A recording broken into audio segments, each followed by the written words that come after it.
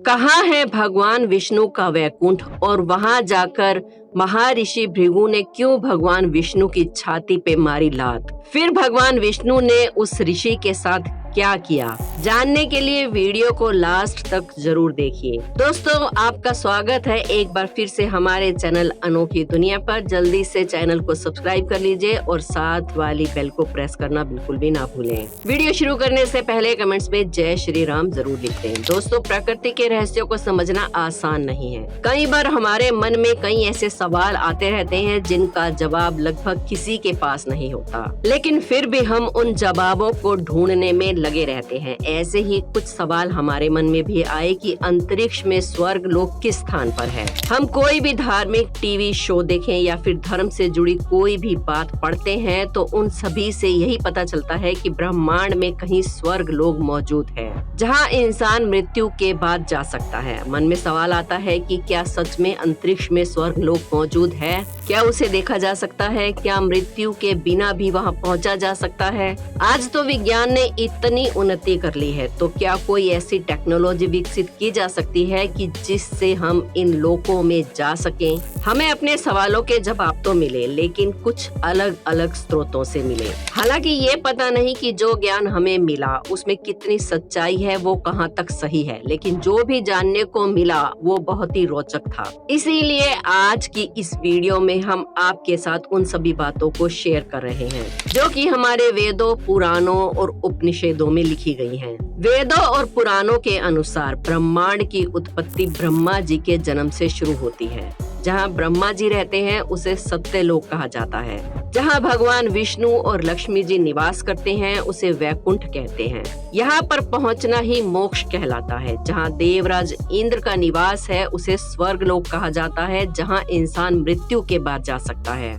ये सभी लोग इसी अंतरिक्ष में मौजूद हैं, लेकिन उन्हें देखा नहीं जा सकता, या फिर यूं भी कह सकते हैं कि ये सभी लोग पृथ्वी से इतनी दूर हैं कि वहां तक पहुंचना संभव ही नहीं है। पृथ्वी से इन सभी लोकों की दूरी का जो अंदाजा लगाया गया है, अब जरा उसके बारे में विस्तार से बात कर लेते हैं। भागवत पुराण के अनुसार वैकुंठ का स्थान ध्रुव तारे की ओर है। ये वही तारा है जिसे पोल स्टार कहा जाता है, क्योंकि पृथ्वी के हर एक स्थान से ये तारा उत्तर दिशा की ओर ही नजर आता है। पृथ्वी से ध्रुव तारे की दूरी करीब 434 प्रकाश वर्ष है, यानी कि अभी आप जो स्क्रीन पर देख रहे हैं इतने किलोमीटर दूर है।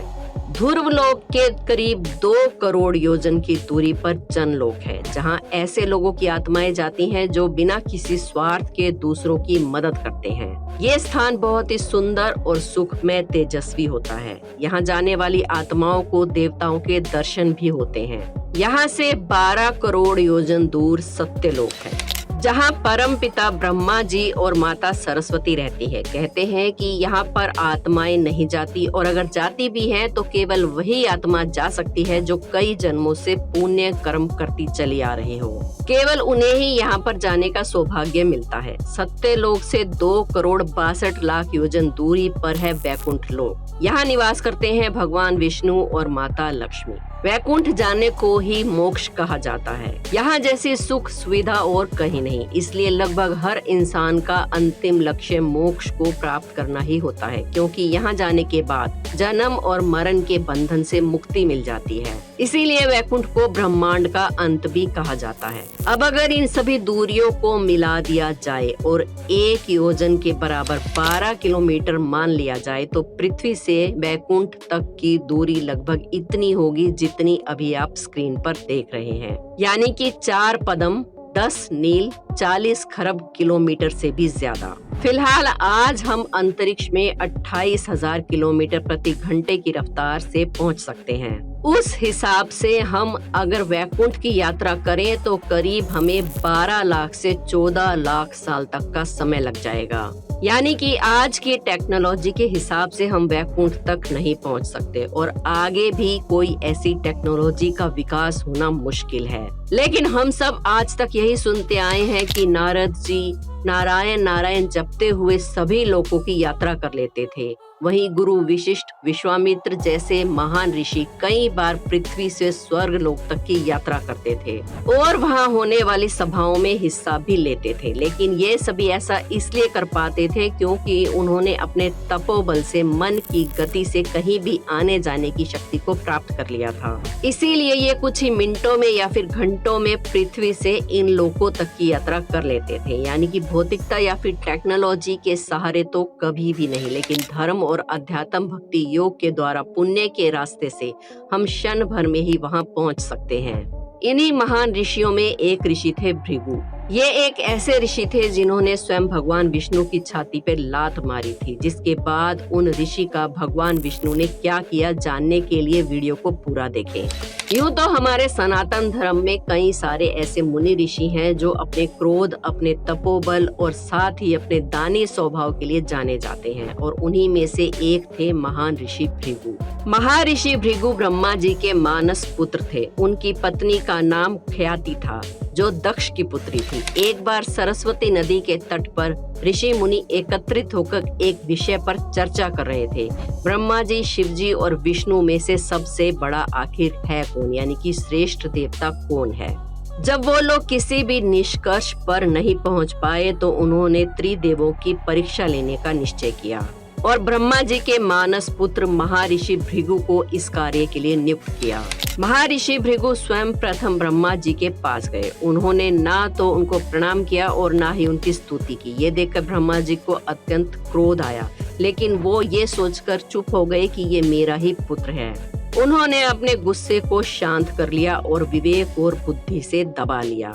लेकिन महर्षि भृगु समझ गए कि ब्रह्मा जी को क्रोध आया है, इसलिए वो श्रेष्ठ नहीं हो सकते। वहां से महर्षि भृगु कैलाश की ओर गए। देवादिदेव भगवान महादेव ने देखा कि भृगु ऋषि आ रहे हैं तो प्रसन्न होकर अपने आसन से उठे और उन्हें आलिंगन करने के लिए अपनी भुजाएं फैला दी।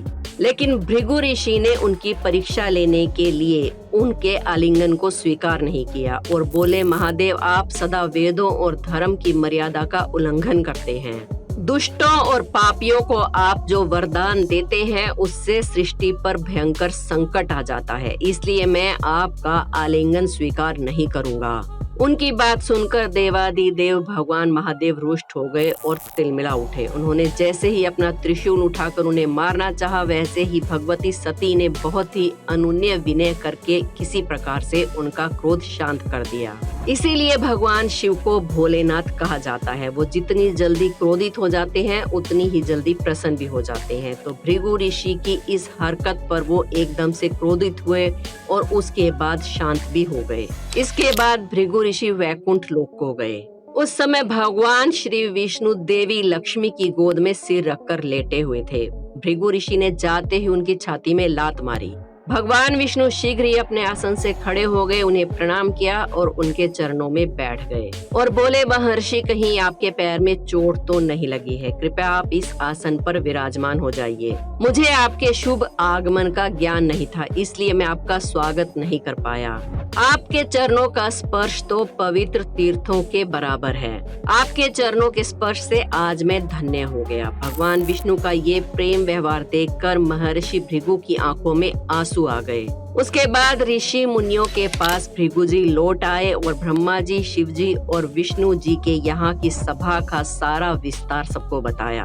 उनका अनुभव सुनकर सभी ऋषि मुनि बड़े हैरान थे और उन सभी के संदेह भी अब दूर हो गए थे। तभी से वे भगवान विष्णु को सर्वश्रेष्ठ मानकर उनकी पूजा अर्चना करने लगे। हमारे वेदों में सबसे पूजनीय भगवान विष्णु को ही माना गया है। तो दोस्तों, इस पर आपकी क्या राय है हमें कमेंट्स में जरूर बताएं। वीडियो अच्छी लगी हो तो एक लाइक जरूर करें। हमारे चैनल अनोखी दुनिया को सब्सक्राइब करके बेल आइकन को प्रेस कर लें। कमेंट्स में हर हर महादेव जरूर लिखें। मिलते हैं कोई वीडियो में। जय श्री राम।